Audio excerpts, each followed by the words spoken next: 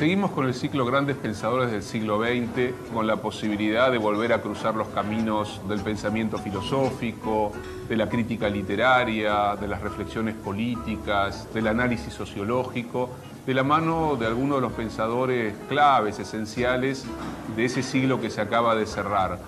Vamos a poder escuchar y ver la reflexión, las voces de Martin Heidegger, de Jacques Derrida, de Roland Barthes, de Alain Touraine, de Susan Sontag.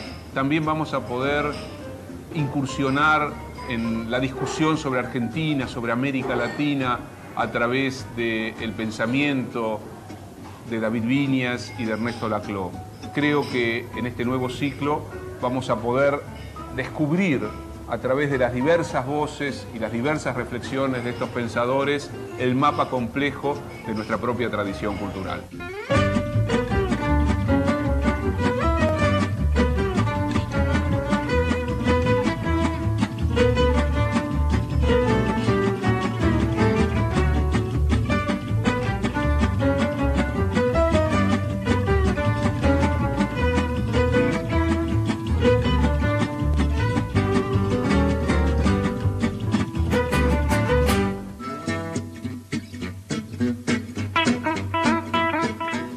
Hola, ¿cómo les va? Nuevamente en el ciclo Grandes Pensadores del siglo XX. Tuve la oportunidad, el privilegio, de entrevistar, o mejor dicho, de tener una larga conversación, porque finalmente fue eso, ustedes van a poder verlo, hace poco tiempo con Ernesto Laclau.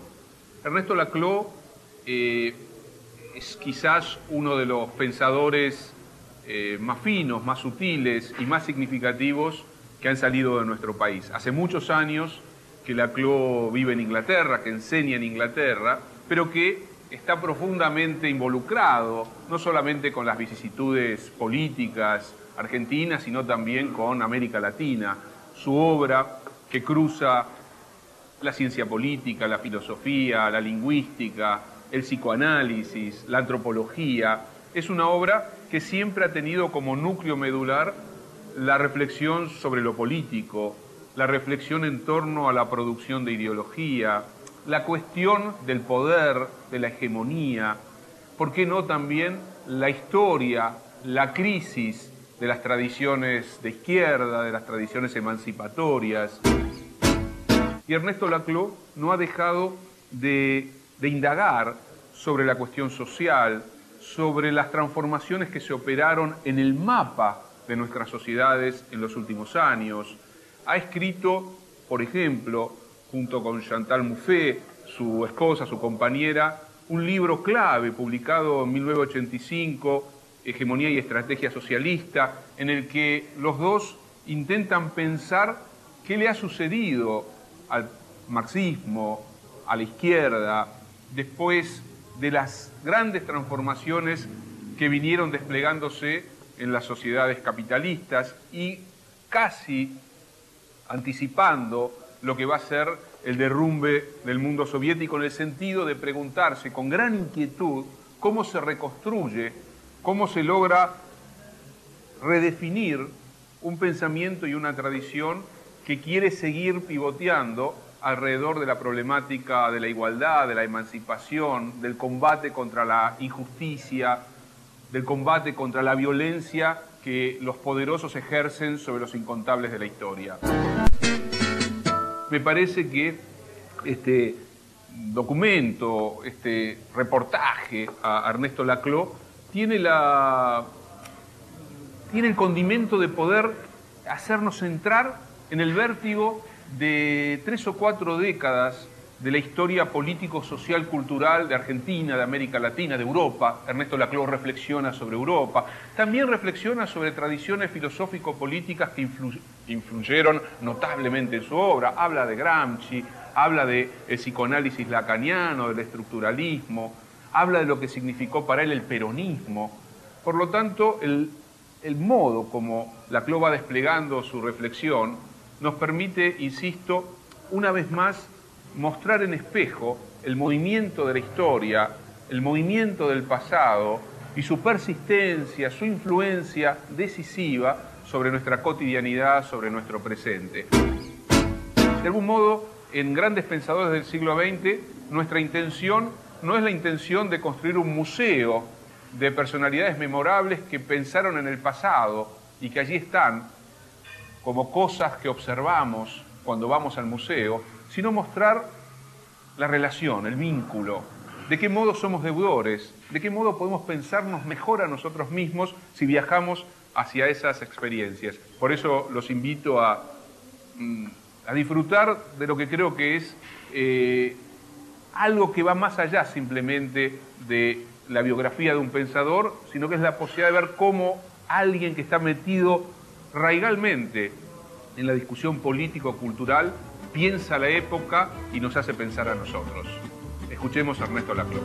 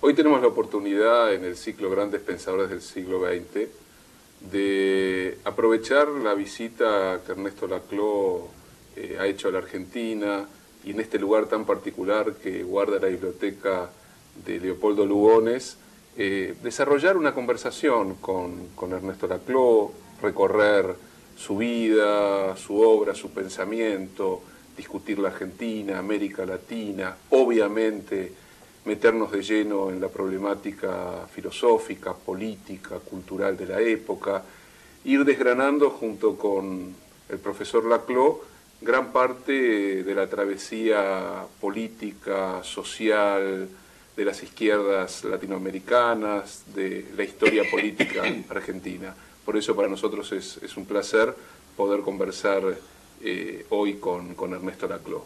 Y la idea es poder juntar biografía, mundo de ideas, pensamiento, mostrar de qué modo alguien formado en la tradición universitaria argentina, en la política argentina, en la militancia, después hace una travesía que cruza el océano y se instala, en su caso en Inglaterra, pero sigue insistiendo con un mundo de ideas que establece vínculos indisolubles, directos, entre lo que sucede en nuestro espacio continental, particularmente en la Argentina, pero no solo en la Argentina, con aquello que ha venido aconteciendo en estas últimas décadas.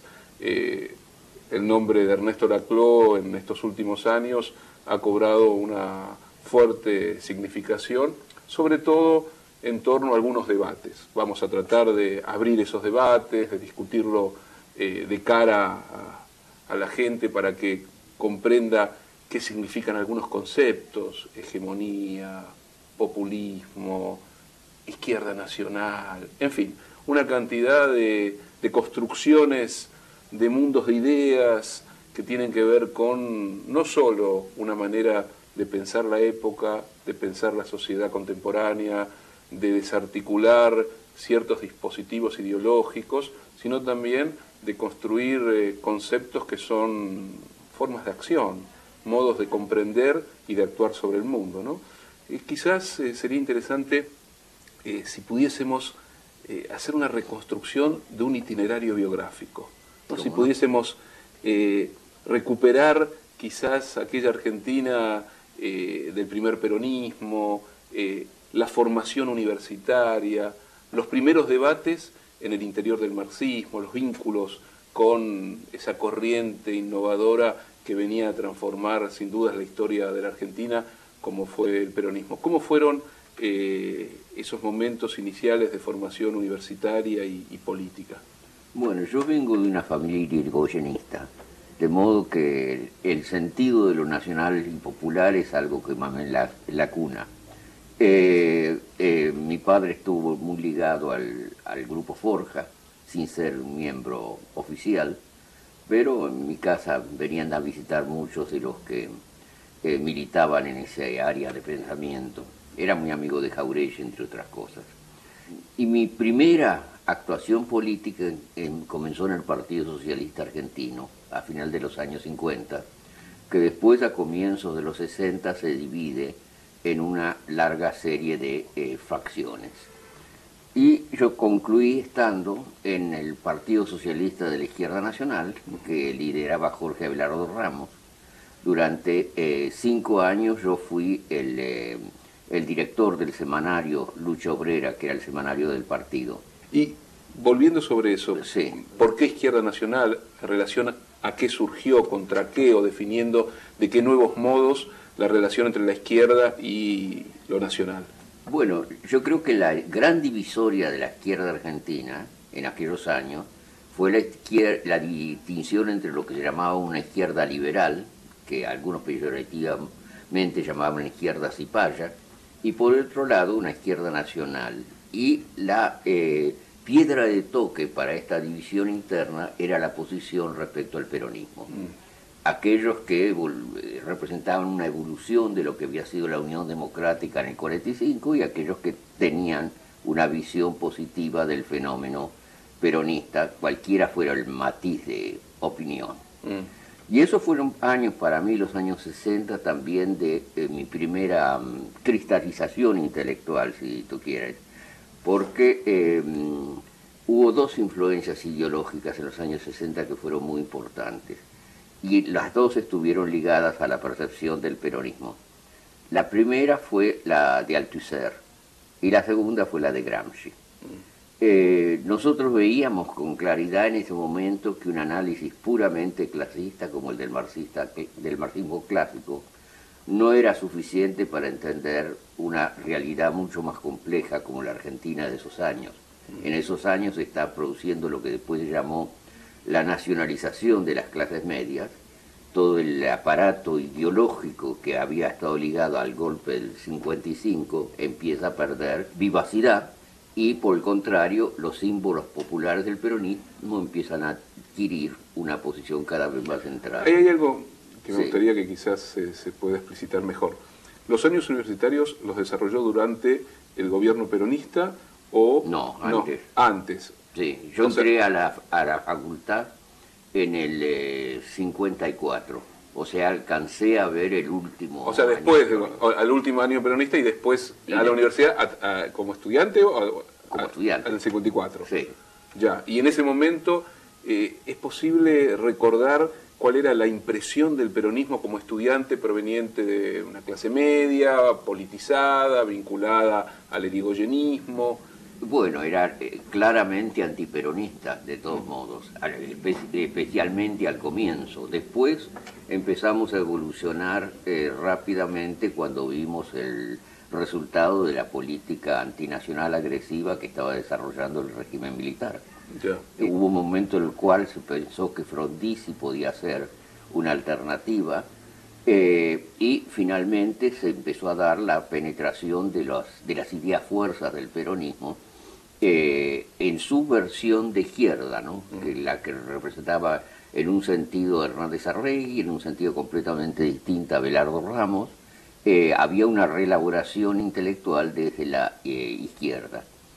Ahora, volviendo en este punto sobre Althusser, había un ensayo famoso de Althusser que leí en esos años que se llamaba Contradicción y Sobredeterminación.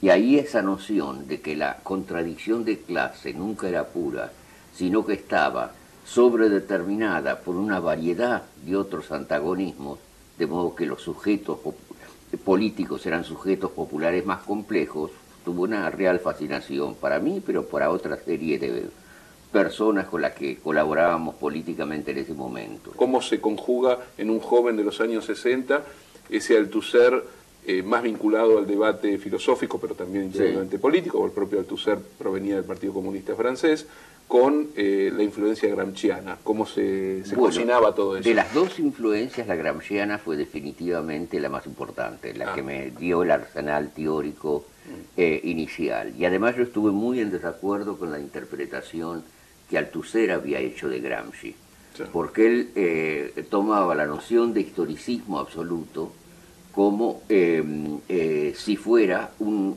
pensamiento teleológico al estilo de Lukács, mientras que en realidad el historicismo absoluto de Gramsci era exactamente lo contrario, era la idea de una contingencia radical. Yo creo que a lo que más se acercaba era a la noción de contradicción sobredeterminada de Althusser. A ver, si entiendo bien esto, es la lectura de Gramsci no se hacía en clave de un historicismo, es decir, de una filosofía de la historia que tenía un sentido claramente establecido, sino que se planteaba en relación a la inmanencia, el acontecimiento, y de ese modo había una crítica a la posición de Althusser, que criticaba a Gramsci por ser heredero de una tradición de un marxismo teleológico, finalista, etcétera, etcétera. Hay que decir que Althusser tenía sus buenos motivos para sospechar, porque la lectura de Gramsci, que hace el primer marxismo italiano de la posguerra, era una lectura definitivamente teleológica y hegeliana.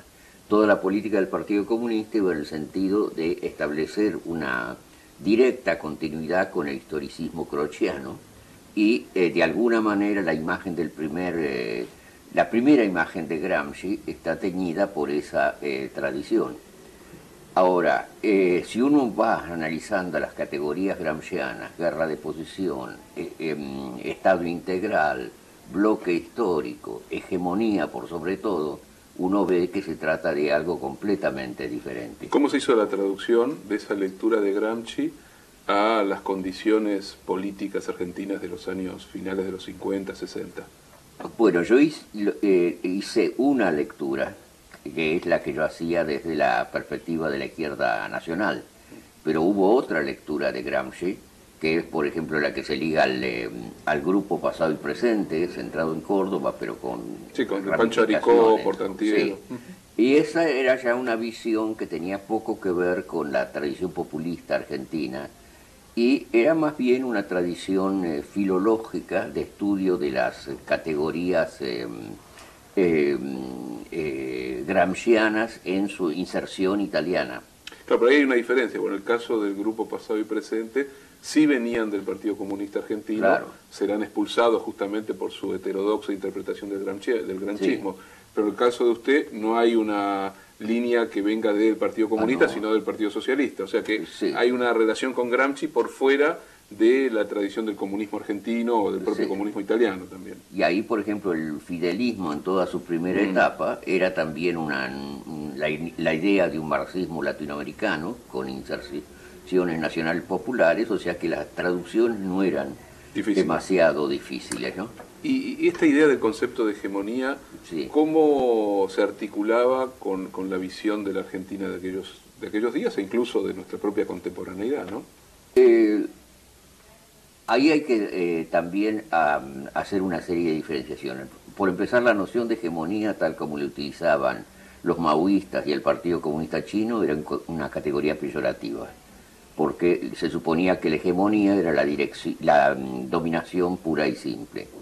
De otro lado, había la versión, como te decía antes, teleológico-hegeliana, por la cual la hegemonía venía a ser la culminación de toda la tradición del historicismo italiano, que empezaba con Spaventa, con Croce, con Gentile, hasta cierto punto en que él después se hizo fascista, pero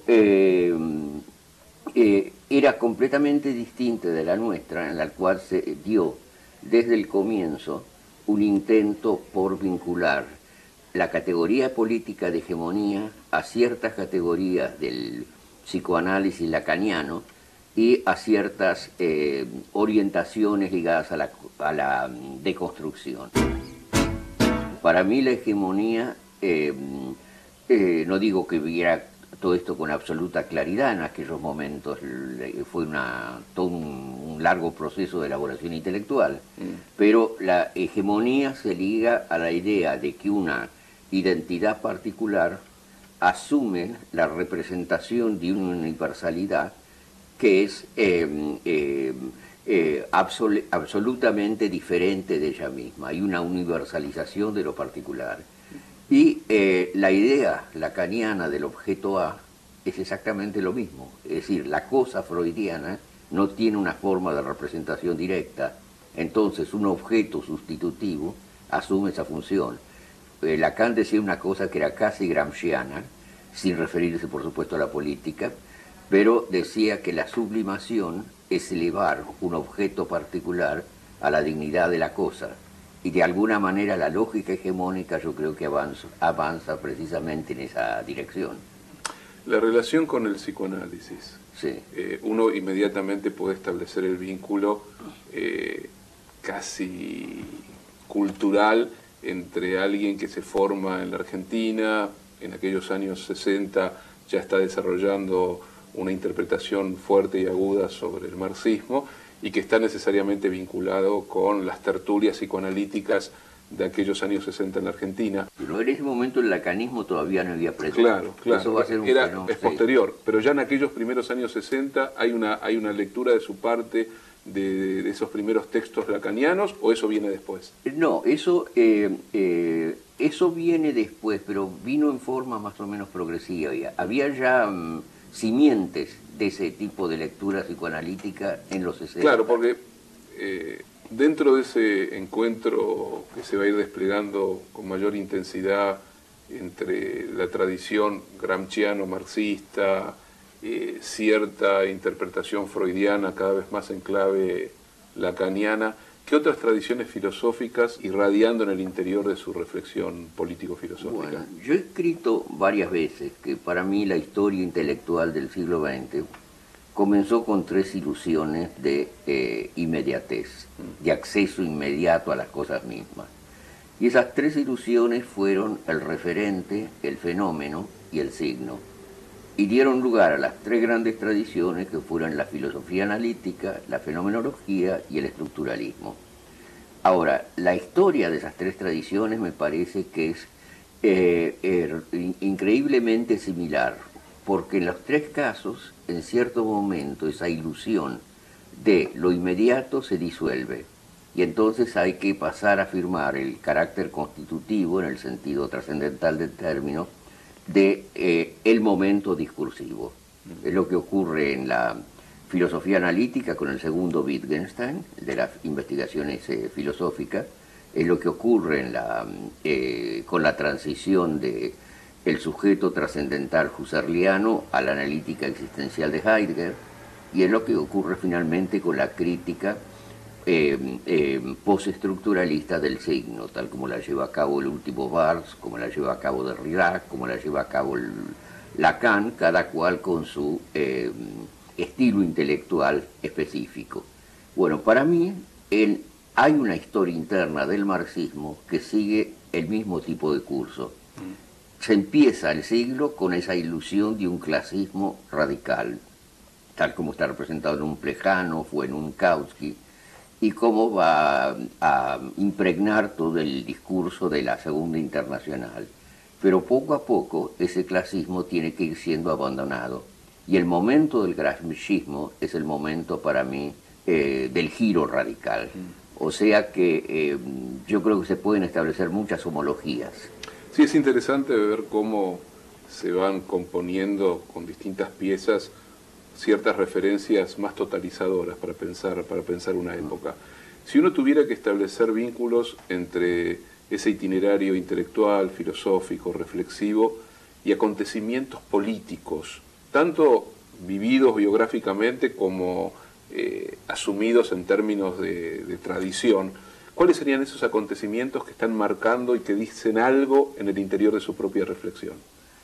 Bueno, por empezar, toda la evolución interna del peronismo en los años 60, el surgimiento de movimientos de protesta más radical, el momento final del Cordobazo, donde finalmente se hace eclosión toda una nueva percepción de los antagonismos sociales. Y después yo pude establecer muy rápidamente una conexión entre esto y hechos como el Mayo francés, como la protesta estudiantil anti-Vietnam en los Estados Unidos, con el surgimiento del primer feminismo, que paradójicamente es el momento en que el Partido Comunista Italiano empieza a perder su hegemonía. Al fin de la Segunda Guerra Mundial en Italia hubo un largo debate en el seno del comunismo italiano entre la corriente obrerista, que decía nosotros somos el partido del proletariado y el proletariado es un enclave en el norte industrial. Nosotros tenemos que ser el partido del norte industrial. Y la otra corriente, que es la que finalmente se impuso porque la apoyaba Palmiro Togliatti, el secretario general del partido, que era más gramsciana en estilo, y que decía, no, nosotros vamos a crear la hegemonía del partido también en el Mezzogiorno.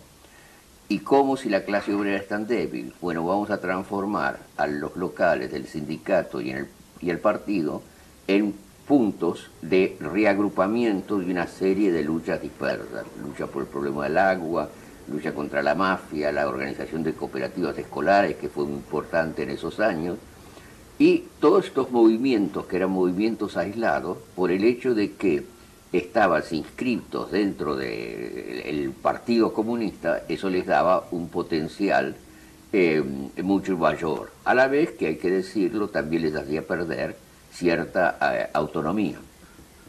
Pero de todos modos, en las 2 décadas posteriores a la Segunda Guerra Mundial, el Partido Comunista Italiano es una inmensa fuerza de democratización de la sociedad italiana, porque aporta toda una serie de sectores que estaban excluidos, los incorpora a la esfera pública y empieza a perder esa capacidad hegemónica hacia fines de los años 60, cuando empiezan las huelgas salvajes de fábricas que pasaban por sobre el aparato sindical, que era la columna vertebral del poder comunista, cuando empieza el feminismo como movimiento de masas que empezaba a plantear demandas que eran difícilmente absorbibles por el Partido Comunista, y finalmente todo el movimiento estudiantil que se genera en esos años.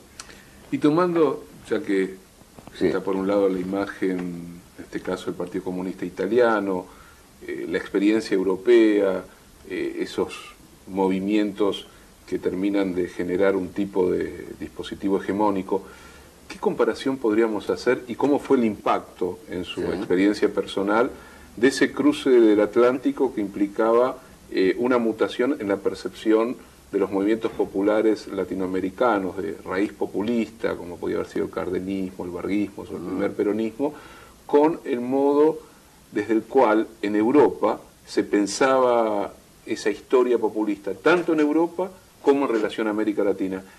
Cómo acomodarse a lenguajes distintos, a percepciones distintas, a momentos políticos históricos diferentes. Es intercambiable la historia del populismo en América Latina a el acontecimiento populista en Europa, como en un pensador que después se va a meter muy de lleno en la reflexión sobre el populismo, aparece este vínculo equívoco, complejo, o esta misma palabra que designa cuestiones distintas, el vacío a veces que se puede expresar en un concepto que es llenado con contenidos histórico concretos muy diferentes, ¿no? ¿Cómo fue esa percepción? Bueno, para mí no se trató de un corte radical. En ningún momento yo tuve el sentimiento de que al entrar en el contexto europeo entraba en un mundo completamente distintos. ¿En qué año llega a Europa usted? 69. Bueno, el año siguiente al mayo del 68. Al año siguiente, mayo del 68, y todo ese mundo estaba todavía bastante activo en esos años. Claro.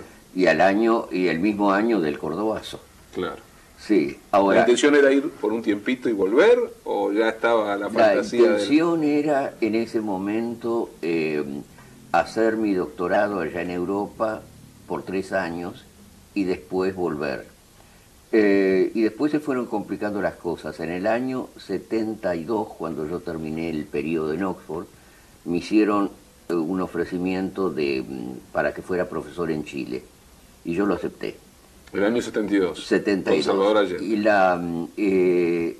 Pero después me escribieron diciendo que tenían que postergar un año el nombramiento por problemas internos en la universidad. Y bueno, en el 73 vino el golpe. Claro. Y después, cuando vino la apertura del 73 en Argentina, yo empecé a recibir cartas diciendo que la patria lo necesita, ese tipo de lenguaje exaltado del seventismo. ¿Usted mantenía relaciones políticas fluidas, algún tipo de pertenencia partidaria? No, ninguna pertenencia partidaria. O sea, yo había roto, por razones que te puedo contar después si querés, con Ramos en el 68. ¿Cómo no? Pero mantenía relaciones con mucha gente. Yo era muy amigo de Ortega Peña y era íntimo amigo de Ricardo Carpani, y había mucha gente con la que yo seguía manteniendo una comunicación muy fluida. Y bueno, como para mí el problema era romper con el estricto clasismo del marxismo clásico, entonces tanto el movimiento del mayo del 68 en Europa, como los movimientos como el Cordobazo, como todas las nuevas formas de protesta que estaban apareciendo tanto en América Latina como en Estados Unidos, entre todo eso se daba para mí un cierto parentesco. Podía ser una traducción en realidad bastante fácil, y mucho más que como la mediación se daba vía mis lecturas del comunismo italiano, donde lo nacional popular era tan fuerte, entonces las cosas se ensamblaban bastante bien. Ya, justamente hay dos palabras poderosas en el imaginario político, al menos argentino, lo nacional y popular. Esos dos conceptos yo entiendo que vía la interpretación gramsciana son asimilables a la experiencia europea, pero son términos que resuenan en la tradición política europea de una manera diferente a cómo han ido resonando en la tradición política argentina. Quiero decir, mientras que lo nacional y popular puede entrar perfectamente en una tradición emancipatoria de izquierda, el caso de la izquierda nacional, pero no solo de la izquierda nacional, pareciera ser que en Europa, salvando la experiencia del Partido Comunista Italiano y de las reflexiones de Gramsci, lo nacional y popular estuvo más vinculado a las experiencias de las derechas populistas europeas o de lo que podríamos llamar la idea de folk en la tradición alemana o otros movimientos en Portugal o en España o en distintas zonas europeas. Se produce un giro interpretativo, es fácil transmitir a el mundo intelectual, académico europeo, que a veces las palabras se cruzan, pero a veces expresan una disidencia muy fuerte y que no es lo mismo decir una cosa en el contexto latinoamericano que decirlo en el contexto europeo. ¿Cómo fue eso? Indudablemente es así.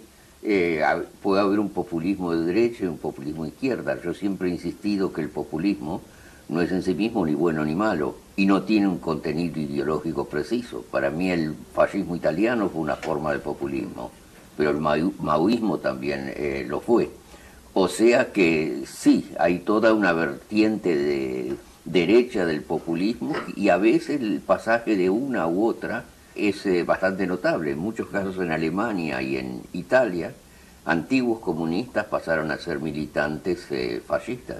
Y hoy día el electorado de Le Pen en Francia en buena parte se constituye a través de antiguos votantes del Partido Comunista, simplemente porque ellos quieren hacer un voto antisistema y a veces la tendencia antisistema es más fuerte que las características ideológicas de la ruptura. Pero en el caso inglés, por ejemplo, había toda una versión de lo nacional y popular que tenía un carácter de izquierda. Había un escritor como Raymond Williams que se movía claramente en esa dirección. Estaba mi amigo Stuart Hall, que tenía el Centro de Estudios Culturales en Birmingham y que dio una versión muy positiva y de izquierda de lo nacional popular, y colaboramos estrechamente durante mucho tiempo. O sea que yo no me sentía aislado en este tipo de búsqueda. De búsqueda. Y volviendo a, ya que estamos en él, para después ir hacia otros lados, ¿no? Volviendo a la reflexión que hoy está muy a la hora en torno al populismo, digo que hoy está ahí en la candela de la discusión, porque hay una lectura muy prejuiciosa, muy dura respecto al populismo, sobre todo hay cierta reducción por la vía de un movimiento político que viene a desangrar las tradiciones democráticas, liberales, y que más bien ofrece una ficción que nunca termina de cristalizar a favor de los sectores populares, lecturas en relación a lo que está aconteciendo en la América Latina de hoy, en Argentina, o en Bolivia, o en Venezuela, o en Ecuador, y esa contraposición entre el populismo como la bestia negra de la época, o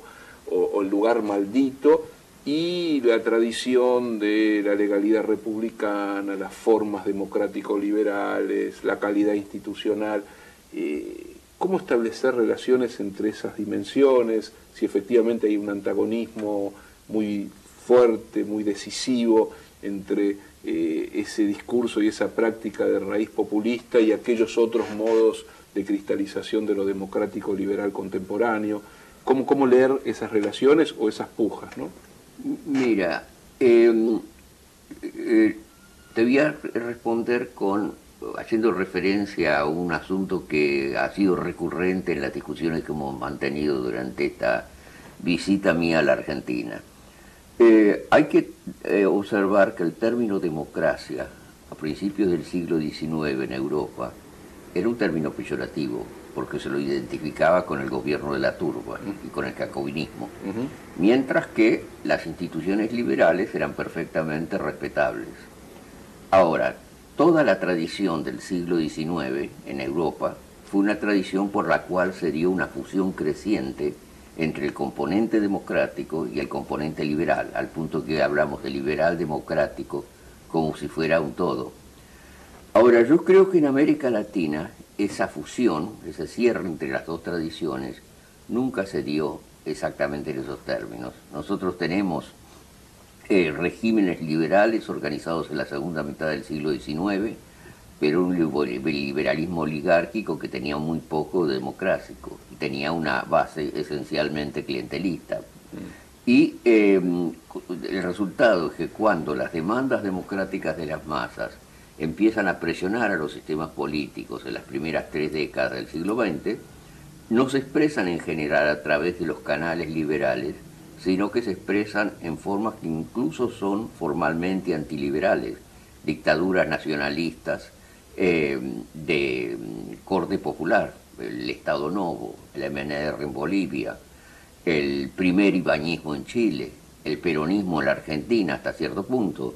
Es decir, que ahí es donde se da, yo creo, la divisoria de aguas entre la democracia nacional popular y la democracia liberal. Ahora, lo que me parece es que hoy día, como resultado de las dictaduras espantosas que hemos vivido, que han golpeado igualmente a las dos tradiciones, se empieza por primera vez a dar una confluencia entre estos dos elementos. Yo no creo, por ejemplo, lo he dicho varias veces en entrevistas que se me han hecho en estas últimas semanas, yo no creo que el populismo presente un peligro autoritario. Si hay un peligro autoritario en América Latina, ese viene del neoliberalismo, es decir, de regímenes. Por ejemplo, el Plan Martínez Dios jamás se hubiera podido implementar con un gobierno democrático, y el de los Chicago Boys en Chile tampoco sin la dictadura de Pinochet. O sea que yo veo que ese discurso antipopulista Sí. es claramente el discurso a través del cual trata digamos, de consolidarse la derecha. Sí, acá en Argentina en algún momento se vinculó Sí, lo que era claramente una ideología y una implementación neoliberal, como fue la que desplegó básicamente el modelo menemista, Sí. la convertibilidad a caballo, con un neoliberalismo que al mismo tiempo traía matriz populista, entendiendo que el menemismo provenía del peronismo y que lograba transformar económicamente la sociedad en un sentido neoliberal, pero hacía posible esa transformación en parte por el bagaje nacional popular peronista del que era portador supuestamente Menem, ¿no? Que ahí se conjugan las dos tradiciones. ¿Es así para usted? ¿No es así? Mira, por empezar, como decía antes, el populismo puede avanzar en las direcciones más diversas. Para mí hay muy poco populismo en el menemismo. Hay sí un populismo de circo, en cierta medida, pero no hay absorción real de demandas y construcción de sujetos colectivos nuevos, sin lo cual el populismo en un sentido positivo es impensable. Para darte un ejemplo al cual me he referido en un artículo, supongamos que un grupo de vecinos en una localidad pide a la municipalidad que cree una línea de ómnibus para llevarlos desde el lugar en que ellos viven al lugar donde la mayor parte de ellos trabaja, y que la demanda no es aceptada. Entonces ahí hay la frustración de una demanda social. Pero si al mismo tiempo ellos ven que hay otras demandas alrededor de ellos que tampoco son satisfechas, referidas a la vivienda, a la salud, a la escolaridad, a la seguridad, etc., entonces entre todas esas demandas empieza a crear lo que yo he denominado una cadena de equivalencia. Todas ellas empiezan a expresar un todo en común frente al poder. Y ahí hay una situación prepopulista. Y para que pase a ser populista, en el sentido estricto del término, lo que se necesita es que todas esas demandas cristalicen alrededor de ciertos símbolos que las unifiquen y las interpelen como totalidad. Y en el 90% de los casos esos símbolos están ligados al nombre de un líder. Lo que pasa en Venezuela, lo que pasa en Ecuador, lo que pasa en Bolivia, y lo que hasta cierto punto podría pasar, todavía no están definidas las cosas, en Argentina. Pero ese es el populismo en el cual yo creo. Ese populismo, Sí. si uno tuviese que ir circunscribiéndolo y afinando la puntería reflexiva, Sí. ¿en qué se diferencia de lo que podríamos llamar una demagogia de masas? ¿Qué sería una demagogia de masas? Un tipo de práctica política en la que se utiliza el discurso demagógico para producir un efecto de pan y circo, mientras el orden económico sigue los derroteros de la concentración de la riqueza, de la apropiación en menos manos, de lo que Sí. podríamos llamar una vertiente liberal capitalista o neoliberal. Bueno, yo creo que la diferencia principal está dada por el hecho de que en ese tipo de fenómenos al que vos aludís se da una absorción individual de demandas. No se forman cadenas equivalenciales y identidades populares más amplias. Si tú tienes un sistema de punteros que a través de favores consiguen pasivamente el voto, eso no constituye ninguna identidad popular más amplia, pero ese es el tipo de forma clientelística que, por ejemplo, el menemismo practicaba, y hay formas que son todavía más ostensibles cuando van en esa dirección. O sea que entre esas formas de demagógicas de apelación a las masas y la constitución de entidades populares, colectivas más amplias, yo creo que hay un universo de diferencia. Ya. Y en la experiencia actual de América Latina, tratando de construir comparaciones, Sí. lo que está aconteciendo en la Europa actual, Sí.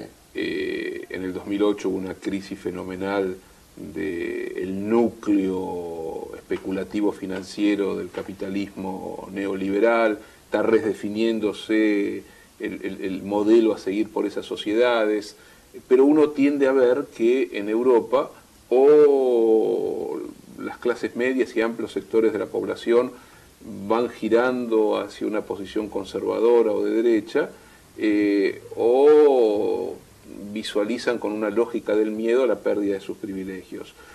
Y en América Latina, sobre todo en Sudamérica, pareciera ser que anticipándose a esa crisis del 2008, algunos de los países nucleares de nuestra región giraron hacia posiciones que son precisamente antagónicas a las del modelo neoliberal de acumulación. ¿Cómo leer esa dinámica? ¿Cuál es su interpretación de esta coyuntura de época que se vincula también con la salida de Bush y el triunfo de Obama, que tiene que ver con un momento de redefinición del sistema a nivel internacional? ¿Y qué se abre en la experiencia latinoamericana y de qué modo esas formas nacional populares o populistas, o pongámosle el nombre que podamos, van dándole forma a algo que implica una nueva alternativa o no? Hablemos 2 minutos de Europa en primer lugar. Europa está experimentando varios procesos que todos van en el sentido de una consolidación neoconservadora, no neoliberal, neoconservadora. En países, por ejemplo, como Holanda o Suiza, el avance del populismo de derecha es absolutamente visible. ¿Qué características principales serían, por ejemplo? El repudio a los inmigrantes. Racismo. Sí, el racismo más cerril. Ahí, por ejemplo, la imagen que planeó durante todo el voto de referéndum, el referéndum por el voto de la Constitución Europea, era la imagen del plomero polaco.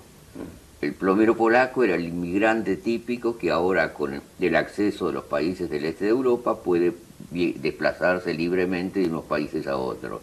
Y el argumento es que el plomero polaco acepta salarios más bajos y de esa manera deprime el nivel de salario de los obreros franceses o ingleses. Claro.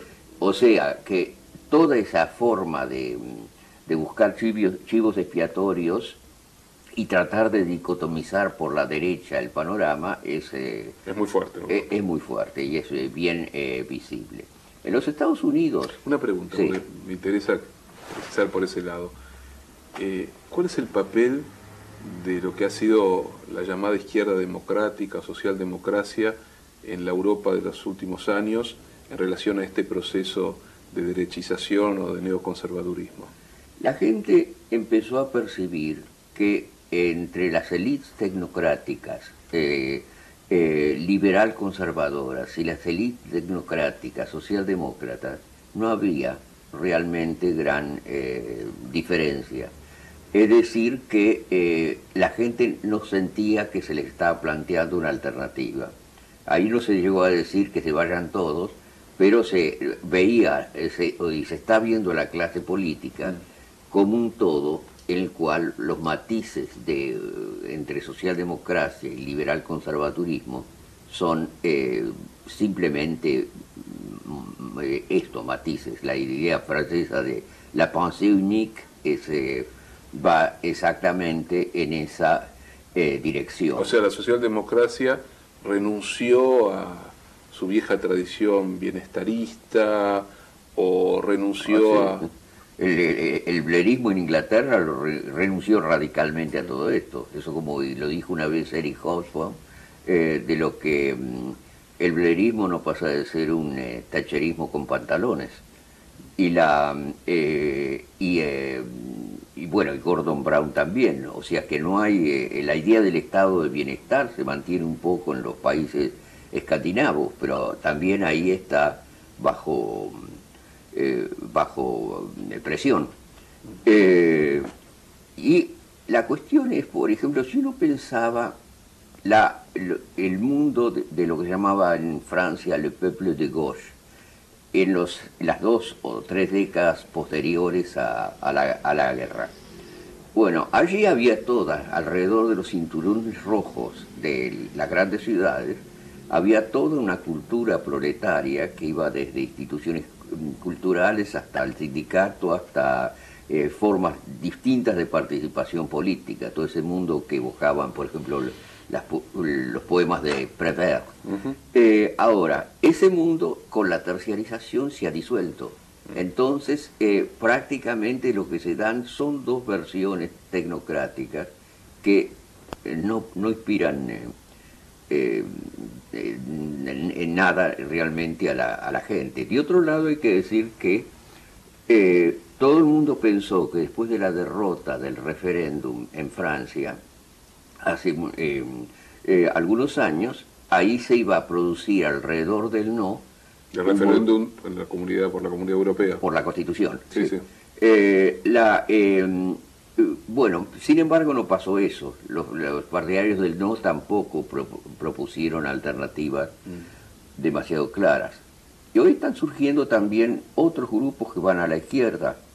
No es que todo el fenómeno sea uniformemente de derecha. Esta elección sí ha sido una elección conservadora, pero pero también con muy baja participación de la población en las elecciones.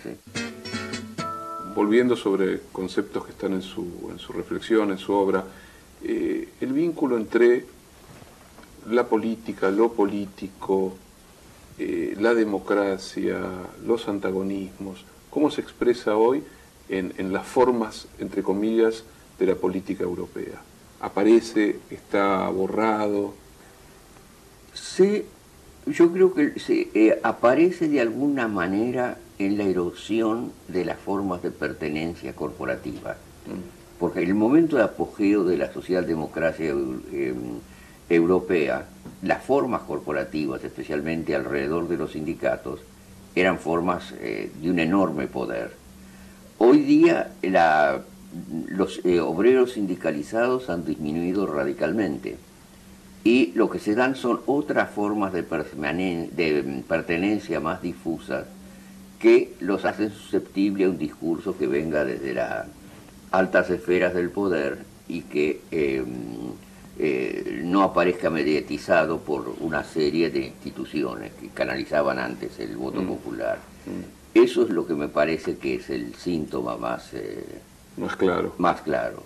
Ahora, pero refiriéndome brevemente al caso de Obama, que tú mencionaste, hay que decir que la elección de Obama no fue una elección populista, el tipo de campaña electoral que él hizo, porque lo característico del populismo es que divide la sociedad entre los de arriba y los de abajo y hace una apelación a los de abajo. La campaña de Obama fue una campaña de unidad nacional. Si uno quiere buscar un discurso populista allí, tiene que pensar en Sarah Palin y gente de ese estilo.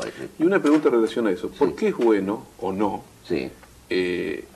reivindicar el antagonismo en el interior de las prácticas políticas y justamente esta apelación populista a los de abajo versus los de arriba y no al concepto de consensualidad o de unidad nacional, ¿no? ¿Por qué sería interesante la opción de un camino de antagonismos, de luchas, de conflictos, y no un camino que llame a esta suerte de paz social o de reconciliación o unidad nacional? En el caso, por ejemplo, obviamente de Obama podría ser, pero en el caso de América Latina o en particular de Argentina. Sí, yo no creo que pueda haber un proyecto de cambio en un sentido progresista sin un proceso de movilización de masas.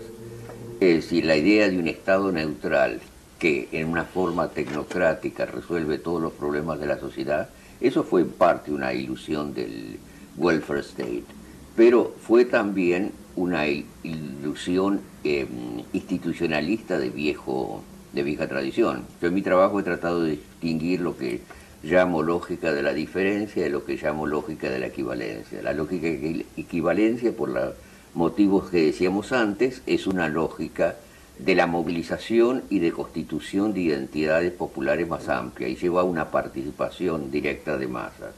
La lógica de la diferencia, que es una lógica institucionalista, lleva a la individualización de las demandas y a reemplazar la política por la administración. El otro día recordaba en una conferencia que en el siglo XIX Saint-Simon decía que hay que pasar del gobierno de los hombres a la administración de las cosas. Y no es extraño que Marx aceptó ese lema para describir la situación en una sociedad comunista en la cual el Estado y por ende la política habrían desaparecido. Y es el lema de todas las formas del positivismo liberal. Ahora, yo no creo que pueda haber un régimen que sea ni puramente institucionalista, ni que sea un régimen totalmente populista. En un caso habría la desaparición de lo político, en el otro caso habría un caos continuo sin ninguna fijeza institucional. Me acuerdo, por ejemplo, que Abelardo Ramos siempre decía: la sociedad no se polariza entre el manicomio y el cementerio, siempre tiene que estar en un punto intermedio. O sea que yo creo que todos... ¿Y nosotros dónde estamos ahora? Y nosotros estamos en un punto intermedio. Si uno piensa toda la movilización que se produce a partir del 2001, con la recuperación de fábricas, con el movimiento piquetero y demás, ahí se da un proceso de movilización que el kirchnerismo, por lo menos en la primera etapa, supo politizar. Es decir, se incorporaron sectores a la esfera pública que antes no estaban participando. Si ese proceso va a profundizar o no, ya ahí no tengo la bola de cristal. Y hay algunos síntomas hoy día que no son del todo, que no llevan demasiado al optimismo.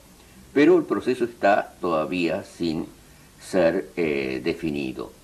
Y entonces allí es donde creo que, por ejemplo, el régimen de Correa en Ecuador ha logrado bastante bien un equilibrio entre estos dos elementos, pero sin modificación de la Constitución y sin incorporación de estas nuevas masas, el proceso de cambio hubiera sido completamente imposible. El mismo peronismo osciló. Al principio del peronismo era la figura que dominaba, era la figura del descamisado, que es el de abajo contra el poder, que estaba incluso, ¿te acuerdas? El monumento al descamisado en Buenos Aires. Hacia el fin del proceso de los gobiernos peronistas, el descamisado desaparece del discurso oficial y lo que se empieza a hablar es de la comunidad organizada. En estos populismos, vamos a ponerlo entre comillas, que se van desplegando en América Latina, sí, con sus especificidades, sus diferencias, ¿hay un lugar para las clases medias? Sí, yo creo que sí. Es absolutamente vital. Vital sí, sí, pero pareciera ser que en algunos países, digo, una cosa es la Argentina, con una vasta clase media, otra obviamente es Bolivia o Ecuador con clases medias más pequeñas, pero en Argentina pareciera ser que vastos sectores de las clases medias hoy están siendo más capturadas por un discurso liberal conservador o liberal democrático o fuertemente signado por un cierto clasismo, incluso por un cierto racismo, que por lo que llamaríamos la atracción del populismo. El papel de los medios de comunicación o de las corporaciones mediáticas es muy significativo. Sí. ¿Cómo lee esto? Yo creo que las clases medias han sido siempre tradicionalmente un terreno de batalla. Es decir, no hay una orientación de clase media que sea que vaya puramente en una dirección. En los años 60 en la Argentina, las clases medias oscilaron hacia el campo nacional popular y el triunfo masivo del 73 tuvo una participación muy alta de clase media. Sin el apoyo de clases medias en Ecuador, esa victoria imponente, porque fue una victoria arrasadora, la de Correa, no hubiera podido tener lugar. Y en el caso de Bolivia, ahí hay una clase media dividida, dividida regionalmente, como sabes. Y en el caso de Venezuela también hay una clase media dividida, pero el chavismo sería impensable sin una fuerte participación de sectores de clase media. Lo que se ha pasado en Argentina en los 2 últimos años es que ha habido una ofensiva contrahegemónica por parte de la derecha liberal, en un arco que va desde Joaquín Morales Solá a Beatriz Arlo. Es decir, es todo un mundo el cual la derecha va reconstituyendo un discurso esencialmente antipopular. Ahora, este tipo de ofensiva yo no creo que sea ni definitivo ni que haya que desesperar. No hay que, yo creo que sería un error decir las clases medias por su situación de clase son sectores que vayan a ser siempre refractarios. Históricamente muchas veces no lo han sido. Pero es cierto que la iniciativa política alrededor de la movilización del campo ha sido una iniciativa política que ha pasado hacia la derecha.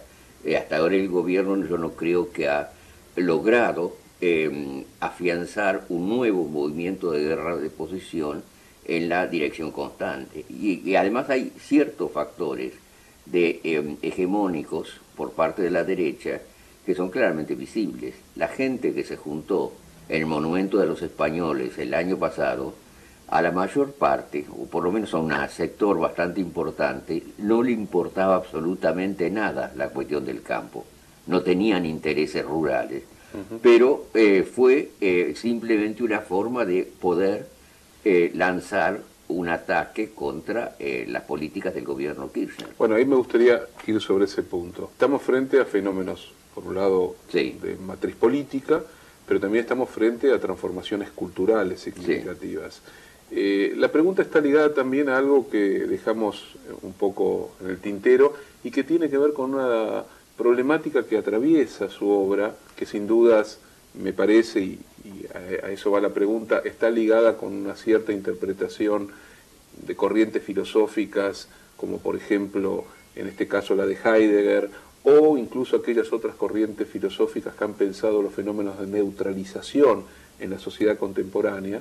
¿De qué manera podemos establecer o no relación entre una suerte de extenuación de lo político, de neutralización de lo político, de dominio de la técnica, de formas nuevas de construcción de sujetos o de subjetividades culturales, y estos procesos que llevan a que, por ejemplo, en el Monumento a los Españoles hubiese una enorme cantidad de personas que, sin tener ningún interés concreto en la producción de las hojas, sin embargo se sintieron tocados, comprendidos, más que por un discurso político, por una especie de gran empatía social cultural. ¿Cómo leer esto?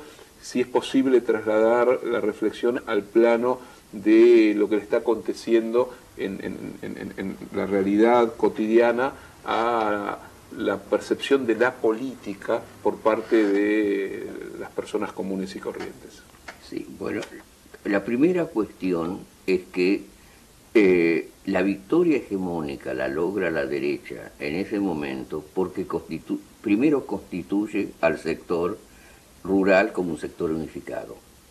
Ahí yo estoy seguro que algo distinto podría haberse hecho, desblocar ese frente rural unificado, que además va en contra de los intereses de muchísimos productores rurales, porque probablemente si el artículo 125 hubiera sido aprobado, hay muchos que estarían en bastante mejor situación hoy que la que está al momento. Sí.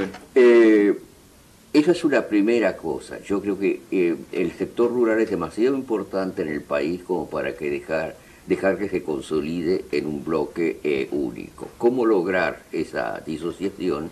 Es algo que no sé lo suficientemente de la situación de la Argentina viviendo en el exterior, pero yo veo que esa es una condición sine qua non de cualquier tipo de avance.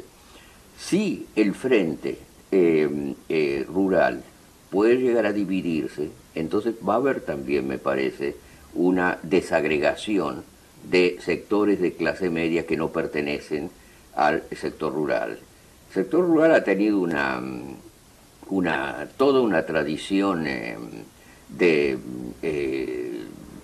de ligarse a los factores de poder para coaccionar a los gobiernos nacionales. El otro día me estaba recordando en una conferencia, bueno, tú eres demasiado joven para acordarte, pero el señor Faustino Fano era el presidente de la Sociedad Rural Argentina en la época de Frondizi. Y entonces lo que decían tenía una frase clave, semióticamente clave, que era decir que los productores se sienten desalentados. Entonces, cuando se decían que se sentían desalentados, lo que estaban pidiendo era una devaluación, con lo cual había una transferencia masiva de ingresos al sector rural y van ahogando al sector industrial. Me acuerdo los titulares de Crónica que decían: hay que comprar dólares, se sienten de nuevo desalentados. Y entonces, ahora, y si el gobierno no aceptaba la presión, entonces el ejército sacaba los tanques a la calle. Tuvo 14 golpes en 4 años Frondizi, no lo dejaban simplemente gobernar. Ahora, eso de que que el ejército saque a los tanques a la calle para imponer medidas a un gobierno legalmente elegido y al que las Fuerzas Armadas se supone que están subordinadas, es algo que en cualquier país del mundo se llama golpe, pero en la Argentina se llamaba inquietud de las Fuerzas Armadas. Entonces, se sentían inquietas, así, constantemente. Unos desalentados y los otros inquietas. Sí, Claro. sí. Y bueno, entonces hoy día por suerte no tenemos el problema de la inquietud. Pero sí el desaliento. Pero el elemento del desaliento lo siguen utilizando y están utilizando métodos políticos para imponer. Finalmente son. Kirchner lo dijo muy correctamente el otro día: todo esto que van a tirar huevos y piedras para impedir que el diálogo político pueda desarrollarse son bandas semifascistas. Así empezó el fascismo en Italia, con gente que creaba una disrupción en los actos políticos. Si uno tuviese que encontrar palabras para explicitar la diferencia entre una política de tradición emancipatoria, de izquierda, sí, nacional, popular, y una forma liberal o de derecha de concebir lo político, ¿cuáles serían las diferencias reales entre esas dos perspectivas? ¿Cuáles serían las dos? Sí, digamos, pensando, por un lado, la cuestión de la política, ¿no? No vamos a especializar la discusión, la diferencia que estableces entre la política y lo político, pero para que la gente lo vea desde otro lugar, la política. Porque hay una tradición argentina antipolítica muy fuerte en vastos sectores de las clases medias. Una tendencia a identificar siempre la práctica política como el lugar de la corrupción, la caja, la opacidad, lo peor, que viene de lejos. Pero la pregunta va, por un lado, a ver qué le pasa a la política en la sociedad contemporánea, cómo se procesa la política en la sociedad contemporánea, y cuál sería la diferencia entre una manera popular, democrática, de izquierda, de pensar la política, ¿para qué? Y una manera, vamos a llamarla también por comodidad, liberal, democrática de pensar la política. ¿Cuáles serían las diferencias? Yo no sé, bueno, en primer lugar, yo no digo que no exista corrupción en el sistema político. Todo régimen político crea sus propias formas de corrupción, y no digo que no haya que oponerse a esto, pero el discurso de la corrupción es un discurso que se exagera sistemáticamente para utilizarlo contra los regímenes populares. Yo no creo que el gobierno de la Revolución Libertadora, como se llamaba en aquel entonces, haya sido menos corrupto que el régimen peronista. Pero las referencias a la corrupción se trataban de ligar a todo lo que sea nacional, popular. Sí.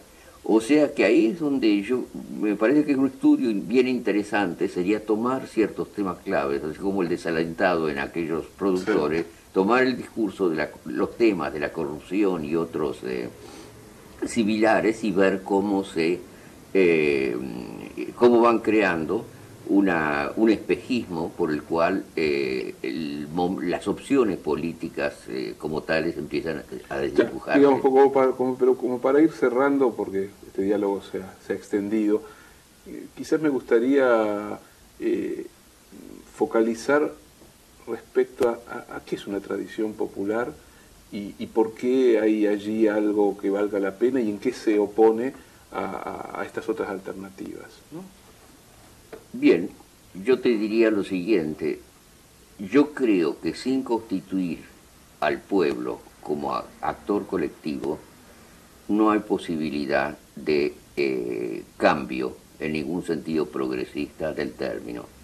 Ahora, esa constitución del pueblo como actor colectivo requiere la agregación de demandas individuales que confluyen en ciertas imágenes comunes y en una cierta dicotomización del espacio político. El mismo Obama ahora está, que como decía, no hizo una campaña especialmente populista, sin embargo ahora tiene que entrar de alguna manera en formas de movilización semipopulista para conseguir afianzar las bases del proceso de cambio. Si no, el Congreso le va a bloquear sistemáticamente todo lo que él quiera hacer, y no solo los republicanos, los demócratas también.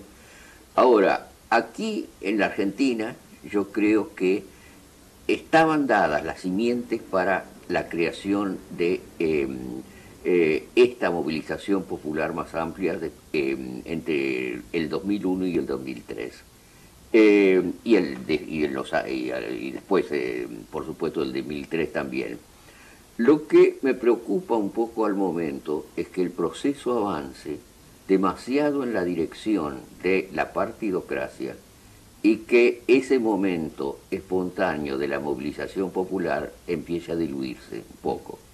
Yo no pienso que Kirchner tuviera que hacer algo tan ingenuo como crear un partido puramente ideológico. Desde luego que las estructuras del PJ van a estar presentes, pero lo que es importante es que no sea lo único que se hace, porque son gente poco confiable. Fueron menemistas primero, fueron dualdistas después, ahora muchos de ellos son kirchneristas por simple oportunismo y son finalmente cualquier cosistas. Ahora, la política tiene que pasar necesariamente por estructuras de poder de ese estilo, pero lo que es importante que no sea lo único que se haga. Bueno, hemos recorrido algunos temas y fue de verdad un placer la conversación. Muchísimas gracias. Muchas gracias a ustedes.